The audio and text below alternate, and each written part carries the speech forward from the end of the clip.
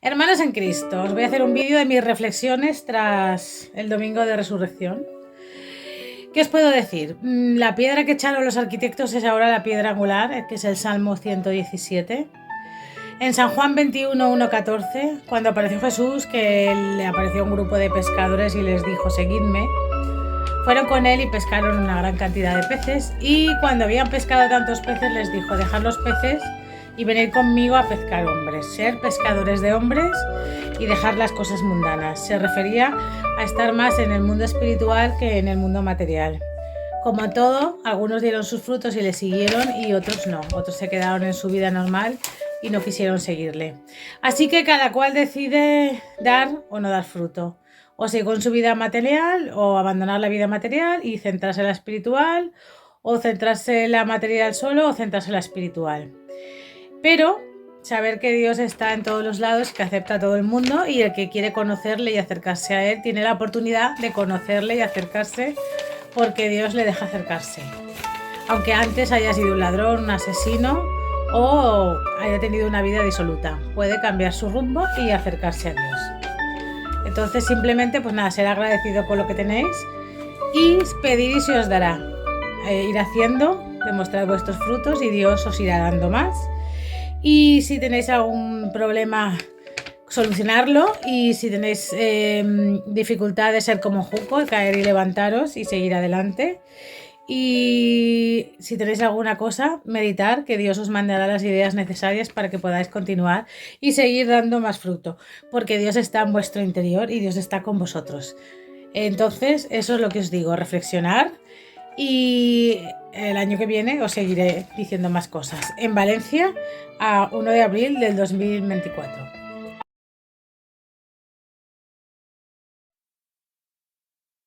Se finilla.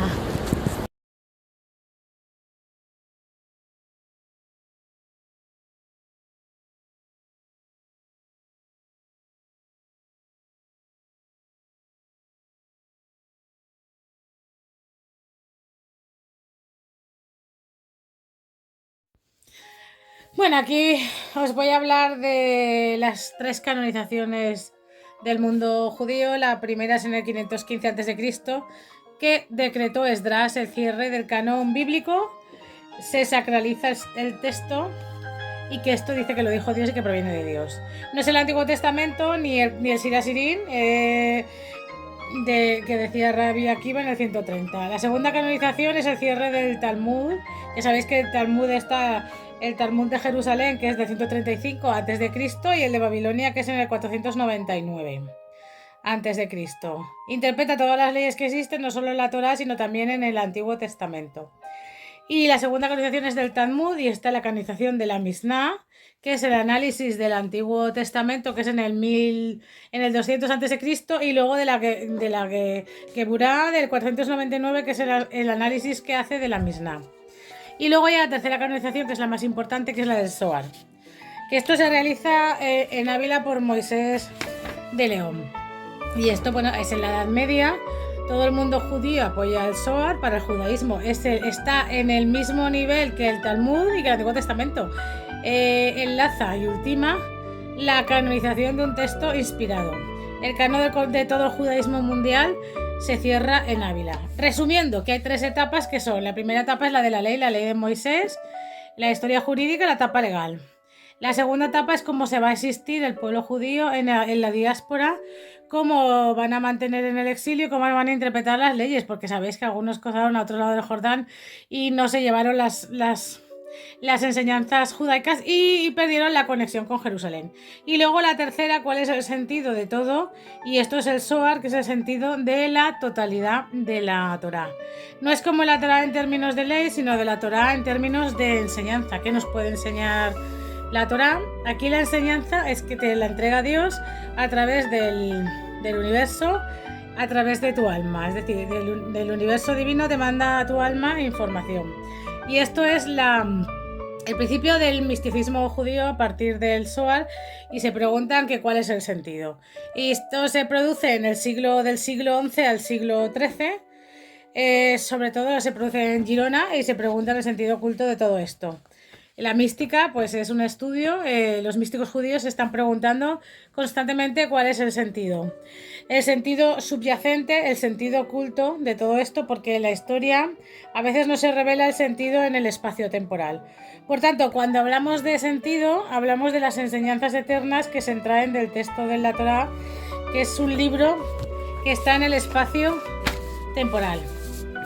El texto de la Torá, que es la Biblia hebrea, que tiene dentro el libro de los jueces, Moisés, la historia judía, pero lo que se va a tratar de extraer ahora es cuál es el sentido eterno de la Torá.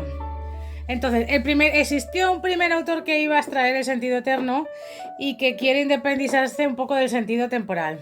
Dejó el espacio temporal y busca lo que está dentro del espacio temporal, que fue el filósofo Filón de Alejandría, que era judío, para muchos es el iniciador de la Cábala antes que Rabbi Simón Bar Yochai. Además, tenéis que saber que los escritos de Rabbi Simón Bar Yochai no son suyos, pero se incluyeron como suyos, no se saben a quién pertenecen. Entonces quedó apartado de los estudios judíos desde la yeshiva, no se estudió porque lo que quería era encontrar el sentido espiritual. Entonces, cuando se busca el sentido espiritual, que es esotérico, pues queda anulado y entonces los dogmas y la liturgia pues ya no se siguen porque se está buscando en lo interior del alma de cada cual. Y esto es muy preocupante porque, claro, en todos los sitios hay normas y hay diferentes dogmas de diferentes iglesias y todo. Entonces, esto va en contra de de los poderes porque como esa persona mística está buscando el poder individual, su sentido espiritual, su sentido de su alma, pues no es un poco comprensible para el mundo terrenal con sus normas. Entonces todo el místico se libera de las creencias de su identidad. Porque si viniese, por ejemplo, ahora San Juan de la Cruz, pues lo matarían, porque decía unas cosas y era misticismo judío puro y duro. Entonces, el Zohar en sentido universal es problemático porque lo oculto, lo eterno, no está encardinado, no encaja muy bien con la estructura institucional. Porque si podéis tener en cuenta, por ejemplo, a Saulo de Tarso, que era San Pablo, que hablaba de la circuncisión de corazón. Es decir, que se podía dejar de hacer la circuncisión normal, porque ya tenía la circuncisión de corazón, y entonces se podían ser los proselitos de la puerta y formar parte de las sinagogas sin hacerse la circuncisión, con lo cual va en contra de las normas de la ley de Moisés y entonces hay una revolución, digamos, ¿no? Entonces no necesitan el bautismo externo y se carga de un plumazo el sacramento del bautismo. Cuando se acerca una persona a la universal, pues no se le puede mucho controlar por las instituciones, porque las instituciones tienen mucho miedo que la gente descubra la identidad universal, que es el Zohar, porque entonces descubre la verdad y ya lo que les digan ya no les sirve, ¿no? Entonces,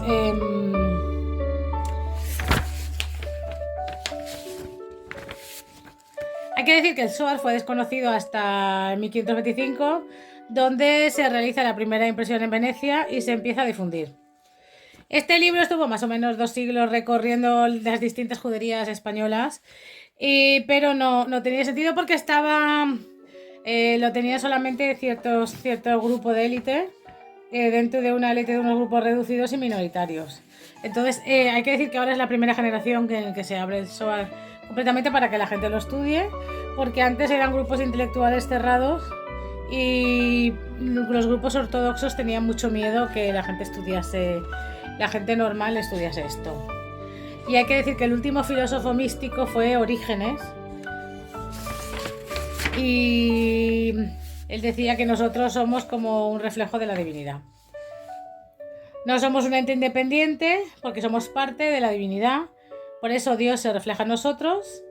Continúo, toda acción es teosófica, además de telúrgica, o sea, tú ya recibes una gracia de la divinidad y la devuelves. Pero como nunca le puedes devolver a Dios lo que te da, porque Dios te da más y además te da la vida y te da la existencia y te da muchas cosas, entonces existimos porque Dios nos ha creado y al mismo tiempo porque somos una energía cosmogónica, es decir, somos humanos y somos divinos, y eso es el éter primordial o el Abir. Entonces, explicando lo de la palabra Abir, que es Aleph, He, Baf, Res, pues se quita la Aleph y entonces queda Aleph, que es Or, luz de Dios. Entonces son la luz de Dios de las 10 dimensiones divinas que tenemos dentro de nosotros. Entonces, el éter descompuesto en una parte es luz, que es Or, y la otra parte es la letra madre, que es igual a la inicial de la matriz, que es Yud-He-Vav-He. Entonces, el Zohar es el libro del esplendor o de la luz brillante, donde sale, el que se llama Resplandor. De ahí hicieron una película en Estados Unidos que era El Resplandor, que más o menos seguramente estaría explicando esto, y que Dios solamente es un reflejo, porque solamente el hombre puede soportar el resplandor de Dios, porque si lo ve directamente, pues tanta magnificencia no la puede soportar. Entonces Dios da a quien quiere un reflejo suyo y va recibiendo información y, digamos, diferentes luces que puede aguantar y sostener. Y por medio del estudio del Zohar, pues al final la gente va escalando en la información y en todo lo que aprende. Por eso la gente que estudiaba el Zohar se le llamaba iluminados, que viene del iluminismo alemán del siglo XVIII, pero que luego aquí se utilizó más que nada en la Edad Media. Entonces, cuando una persona estaba iluminada, decían que estaba en Ascalá, que era el estado de iluminación, pero era una iluminación tenue porque, como os he dicho antes, no se puede soportar toda la luz de Dios, porque eso es imposible de soportar. Entonces tenía una pequeña, digamos, pinceladas de iluminación que le iban llegando para que las pudiera soportar y las pudiera canalizar. Entonces, en Daniel se habla de la iluminación de los masquilín, que son los iluminados, que iluminado significa no es que es una bombilla que se enciende, sino que entienden toda la palabra divina de Dios y van entendiendo cómo está hecha la creación, cómo los mensajes de Dios lo que quieren decir, es la dinámica de la creación. Porque si vosotros empezáis, cuando empieza, pues dice Bereshit bara Elohim et Atzomayet baaretz. Hay que decir que Bereshit es en principio creó. Y aquí marca la dualidad, entonces hay que decir que no, que es Reshit, que es en principio, y se le tiene que sacar la letra, ¿no? La letra Bet de Bereshit. Y Reshit en su interior tiene un secreto, que el secreto de Rosh, que es Keter, que eso es que está en la cabeza, que es la conexión de la cabeza con Dios. Entonces, lo oculto detrás de la vina cosmogónica existe el hombre primordial, existe Keter, y esto es la cabeza pensante o la cabeza divina o la cabeza de Dios. Entonces tiene también un secreto porque Dios, cuando creó, insufló primero fuego, y entonces a partir de ahí se creó el mundo, porque los primeros elementos eran el helio y el hidrógeno, y son los primeros componentes del universo. Se crea un vacío en la cabeza pensante, envía fuego, y con esto llegamos a lo que se llama bienaventurados, que son los que comprenden el origen de todo y comprenden cómo se forma el universo y cómo son las leyes aquí, y cómo no son las bienaventuranzas, que los católicos sí que las han entendido como en el sentido literal, pero aquí es en el sentido de comprender cómo funciona todo el cosmos y cómo funciona el mundo en relación con el cosmos, no en el sentido que dicen los católicos, es el sentido del universo. Entonces, el Zohar es totalmente cosmogónico, no es de la cábala psicológica de Abulafia. Explica la construcción del universo con las ideas fundamentales del siglo XVI de Isaac Luria, con respecto a las configuraciones, a los parsufim o a los rostros divinos. Comienza el Zohar, y aquí se habla de Seirampin, Iradigampin, del Sinsum, que es el poder de contracción del universo, que esto es la primera vez que se nombra y aparece en el Zohar con el Sinsum, y habla de los 3 aspectos de la Jodma. La sabiduría, pero como emanación, no la sabiduría espiritual de cada uno de nosotros, sino la sabiduría divina que se encuentra en el nivel de Atzilut y que entra en nuestra alma, por así decirlo. Entonces, los 3 aspectos de la sabiduría son la sabiduría por su esencia, que es lo que sabe cada uno de esta disciplina.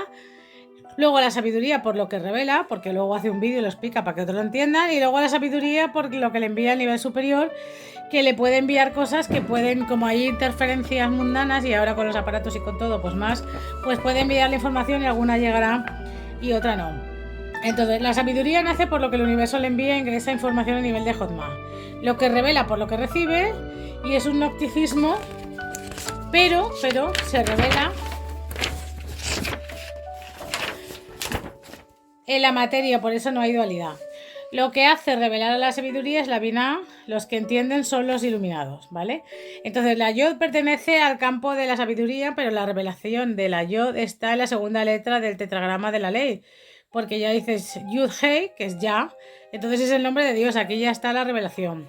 Es la matriz del nombre de Dios y las otras dos letras que ya existen en los dos universos fundamentales, el de la emanación, el de la creación, pero han de confluir en todo momento porque se crea la materia y se está revelando. Y hay un aspecto importante en que la materia, lo que se está revelando en forma permanente, hay dos niveles, hay que unir el nivel de expansión y el nivel de contracción, que es el Gesed y el Geburah, que dicen algunos, o esto lo dice de otra manera, que es el mundo de la Jerusalén divina y de la Jerusalén terrestre. Entonces, se tienen que unir los dos.